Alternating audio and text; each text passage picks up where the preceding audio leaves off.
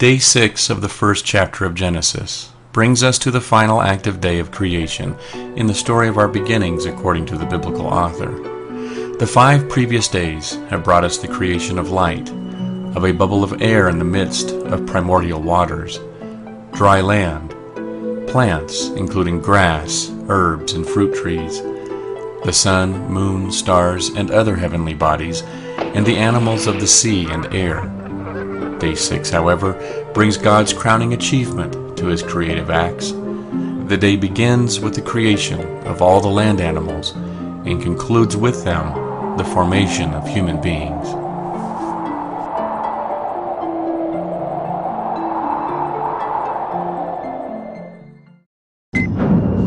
And God said, "Let the earth bring forth the living creature after his kind, cattle and creeping thing and beast of the earth after his kind."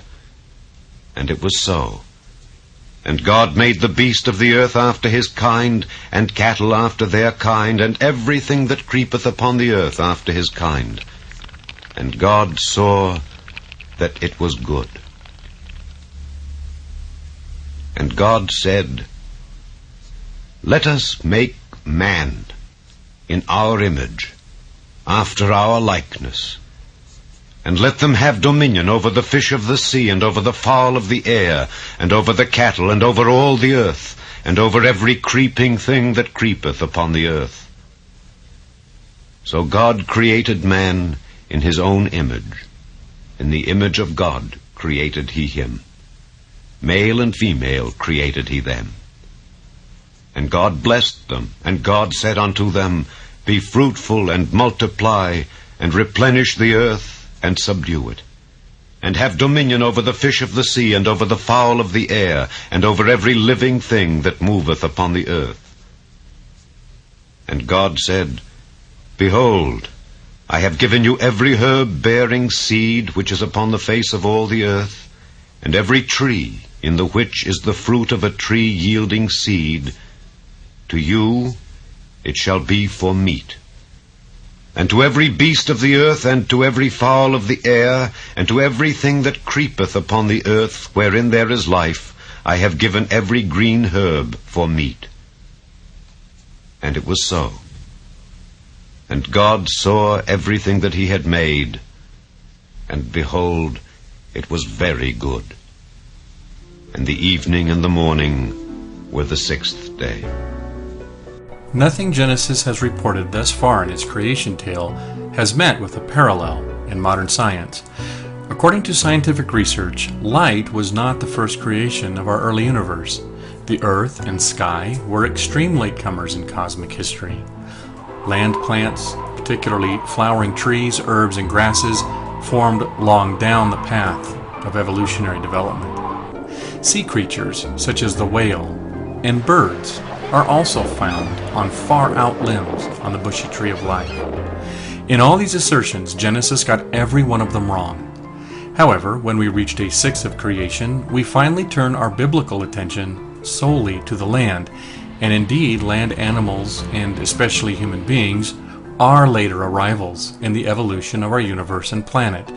Could the author of Genesis have finally composed, even blindly and without conscious intent, a sequence of events, and got it right? The biblical story mentions as land animals formed on the 6th day of creation, cattle and creeping things, which presumably refers to or includes insects.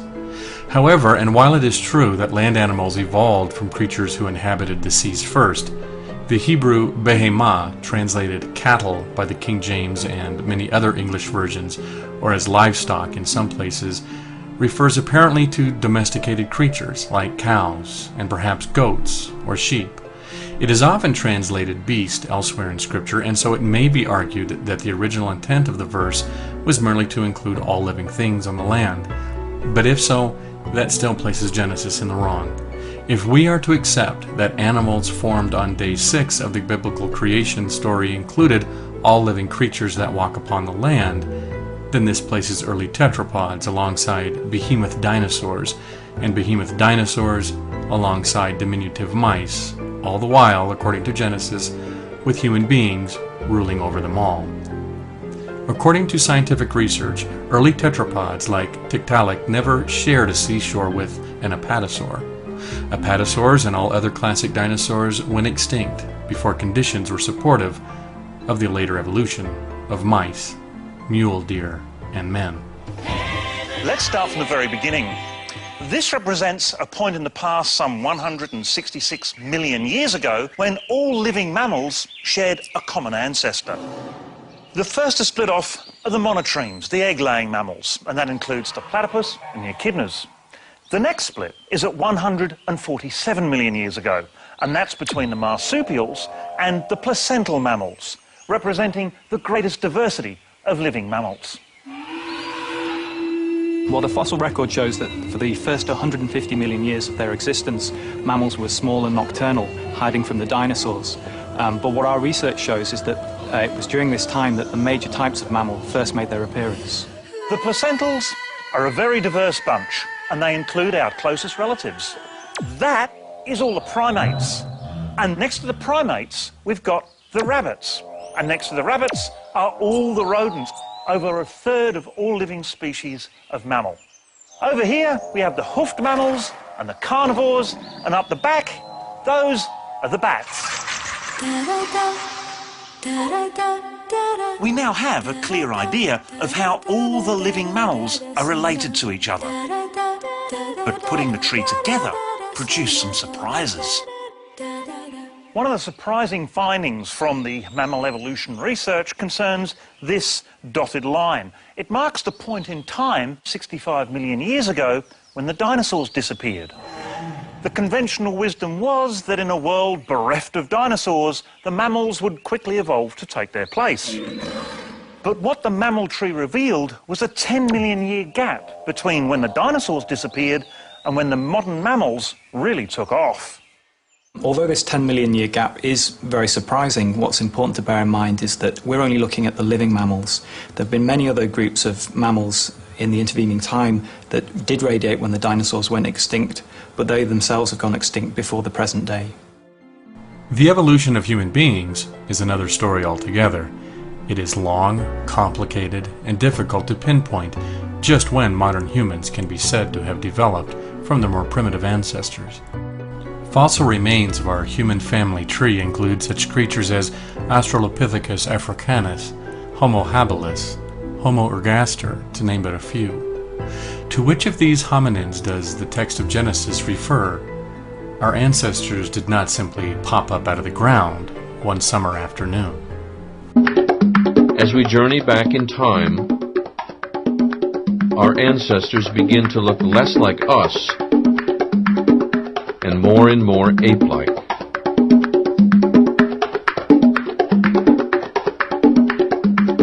The fossil record gives us some important clues about where we come from. 8 million years ago, during a period known as the Miocene, a major portion of the African continent was covered in lush forests. A great diversity of apes thrived in these forests, feeding, sleeping, and easily navigating this world above ground.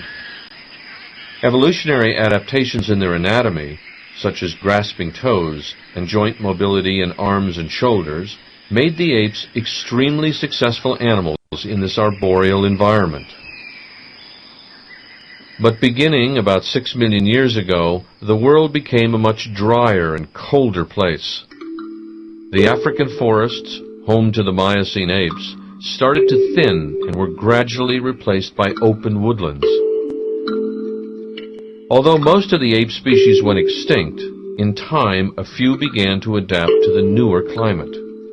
One species that survived was the common ancestor of the African apes and humans. Unearthed in 1978 by Mary Leakey and her excavation team, the Laetoli footprints are unique and dramatic evidence for one of the defining characteristics of being a hominid: bipedalism. Recent hominid fossil discoveries in Kenya by paleoanthropologist Meve Leakey at the site of Kanapoi near Lake Turkana have provided even older evidence for bipedalism. Roughly 1 million years older than Lucy, Australopithecus anamensis was even more ape-like. However, the anatomy of the shin bone indicated an upright posture and gait. So bipedalism was the initial feature that set us apart from the apes. But it wasn't until much later that evolutionary changes would set our own genus Homo apart from the Australopithecines. The hominid fossil record between 2 and 3 million years is frustratingly sparse. Yet, by roughly 2 million years ago, fossils assigned to Homo make an appearance. However, today, there is little agreement as to how many species of Homo actually existed. By about 1.8 million years ago, we encounter a hominid, Homo erectus, that stands in contrast to all earlier ancestors. The skeletons of this species were larger and built more like our own. And most importantly, their brains were significantly larger. Alan Walker teaches anthropology at Penn State University and conducts field research in Kenya. The brain size, body size is interesting because a large brain is one of the hallmarks of ourselves. It turns out that the easiest way to get a big brain is to get a big body.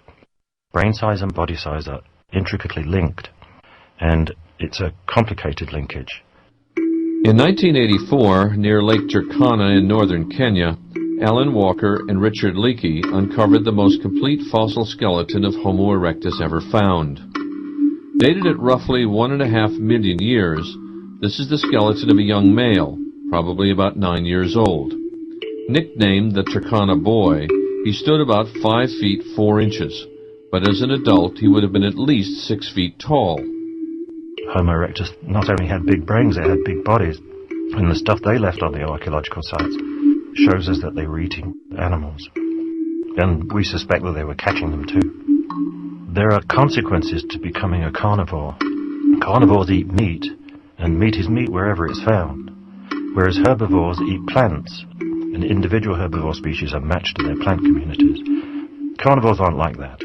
Carnivores have huge home ranges, so Homo erectus is pushing its own range further and further and further away from the ancestral home range by little territorial increments, and the pressure that pushes it are the numbers of Homo erectus that are still there in the ancestral homeland. This is not a migration in the sense that songbirds migrate south in the winter. This is a dispersal of a species.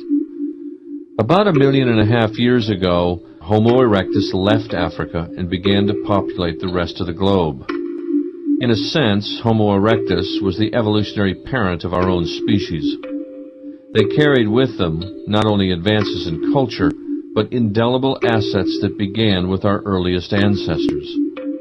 With a bold, confident stride, Homo erectus crossed the threshold into a new world.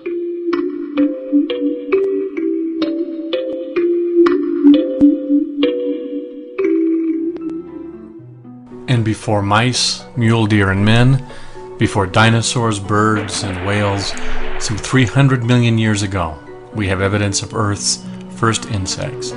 Insects are some of the oldest living creatures on the planet, and did not have to wait for the beasts of the field to begin their colonization of the land. Indeed, even before fish swam in the depths, early armored creatures had formed in and populated the world's oceans. Around 450 million years ago, some of these armored creatures crawled up out of the water and ventured onto land. And here, the tree of life branched into a multitude of different species that exploited this new environment in all kinds of ways. One group of them developed elongated flaps on their backs, which over many generations eventually developed into wings. The insects had arrived. Life moved into the air and diversified into myriad forms. So again, in every assertion regarding the sixth day of creation, Genesis gets its story wrong.